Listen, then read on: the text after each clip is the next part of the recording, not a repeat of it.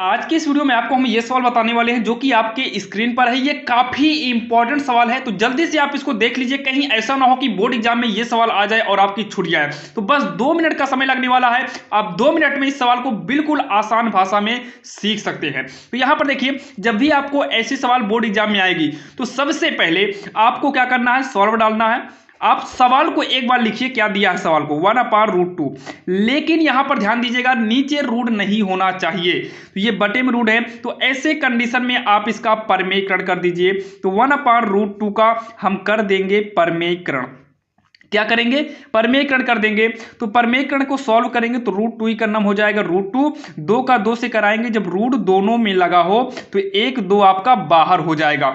अब इतना करने के बाद जब आपका नीचे वाला रूट हट जाए तो आप सीधा इसके पहले वाले रूल से करेंगे। जैसे सारी सवालें लगती है, तो सारी सवालें कैसी लगती है, तो सबसे पहले यहां पर मानते हैं, माना √2/2, 1/√2 को ही सॉल्व किए हैं, आया है √2/2। बोला है एक अपरिमेय संख्या है, सिद्ध करो।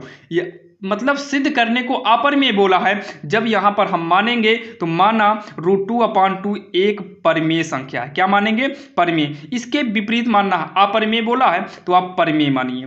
तो एक परिमेय संख्या है। अब कहेंगे कि परिमेय क्यों हो गया, तो यहां पर हम माने हैं। अब यहां पर देखिए √2/2 होगा बराबर, अगर ये संख्या परिमेय है तो ये परिमेय के बराबर होनी चाहिए। तो परिमेय मान लीजिए कोई भी परिमेय संख्या P/Q के बराबर में है।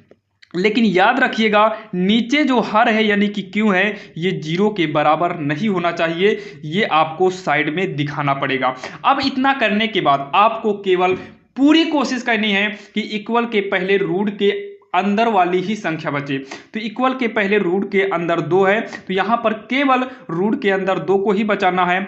P/Q को लिखेंगे, तिर्यक गुणा के हिसाब से ये पक्षांतर करेंगे तो 2 आ जाएगा। यहां पर 2 के यानी कि P के गुणा में आएगा तो हो जाएगा 2P। इतना कहने के बाद जब रूट की संख्या अकेले बचे तो आप सीधा एरो लगाइएगा और यहां लिख दीजिएगा अपरिमेय है या अपरिमेय संख्या है। क्या लिख देंगे, अपरिमेय संख्या है। और इधर एरो लगाइएगा और देखिए 2 भी परिमेय है, P भी परिमेय है, Q भी परिमेय है। तो परिमेय का परिमेय में गुणा कराओ या फिर भाग कराइए, परिमेय संख्या ही रहेगा।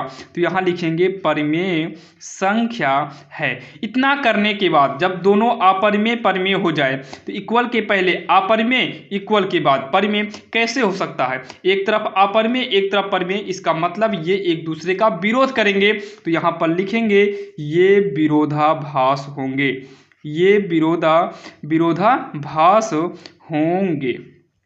इतना करने के बाद आपको लास्ट स्टेप में लिखना होगा, अतः जो सवाल दिया था आपको वही लिखना है।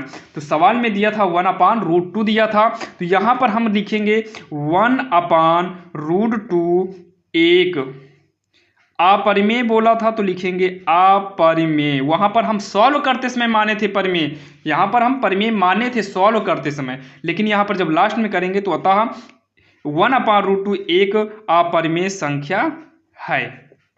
और इतना कहने के बाद लास्ट में तो आपको लिख ही देना है इति सिद्धम, यानी कि सिद्ध हो गई आपकी सवाल। तो यही हो जाएगा इसका आंसर, जो कि काफी आसान था और आपके समझ में आ गया होगा। और ऐसे ही इंपॉर्टेंट क्वेश्चन के लिए हमारे इस चैनल RSL इंग्लिश ग्रामर को सब्सक्राइब कर लीजिए। और सारे इंपॉर्टेंट क्वेश्चन को देखने के लिए आपको डिस्क्रिप्शन में लिंक दे देंगे, जहां पर जाकर आप सारे वीडियो को लाइन बाय लाइन देख सकते हैं। तो चलिए मिलते हैं किसी अन्य वीडियो में, तब तक के लिए जय हिंद।